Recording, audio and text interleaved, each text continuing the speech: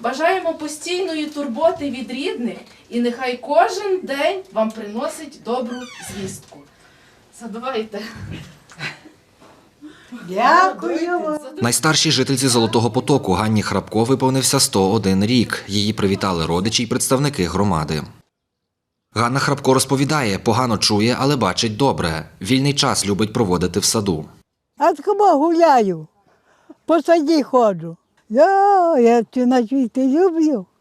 І саджу, а в мене кругом квітів. Це квітки садив. Донька садила.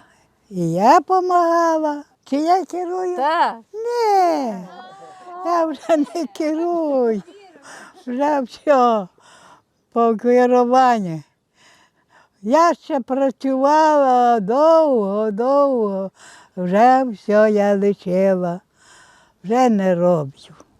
Негодна я вже. Ранок у нас починається. Мама встає, йде, умивається помаленьку, потихеньку. Потім ми снідаємо. Як тепло, вона виходить на вулицю, а як холодно, йде у веранду, там собі наблюдає. Під час Другої світової війни, каже жінка, її в юному віці вивезли на роботи в Німеччину. Працювала на бетонній фабриці. Я вийшла на вулицю подивитися, чи беруть людей. Я вийшла на вулицю, вони мене забрали. Так як я була вбрана, так забрала, і їсти не було нічого. І так мене везли, я плакала і везли. Я думала, що вже приїду на місце, та дає їсти. А вони їсти не дали, але везуть у баню нас купати. Ну і потім нам дали брукви поїсти, такої рідкої, як зупа. Ми поїли, лягли спати. Рано на роботу, дали мені дерев'янки, такі на пасках, а я в них не вмію ходити. Я взяла, порізала вже паски, що вони більше не дають. А я йду боса на роботу, роблю боса. Аж там німка така подивилася, що я вже така нещасна, а мені з дому принесла мешти.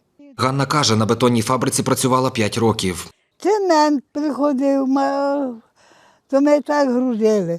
2 дівки стоїть внизу, а 2 у машині. І подаємо на плечі тим. І вона носить на фабрику. Після повернення додому жінка влаштувалася на роботу в лісництво і вийшла заміж. Я собі пішла гуляти, а він собі, і ми ще познайомилися. Мій чоловік був спеціаліст. Будував будинки, штукатури, заробив файні гроші. Тоді він мене питає, що я хочу тепер, чи вбиратися, чи будуватись, чи вдумати мою думку, що я скажу. А я кажу, вбиратися, тих лахи буде і буде, будуємо хату. Та життя пройшло і добре, і недобре. Всяко в житті було. Також Ганна Храпко любить співати.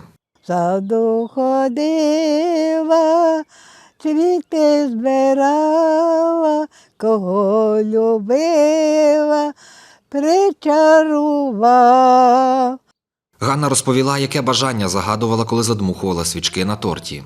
Хочу ще трохи прожити, послухати за нашу країну, яка вона буде чи не буде. Ось ще хочу я чути. Як я почую, я порадію. Максим Сказків, Володимир Вівсянник, Суспільне новини, Тернопільщина.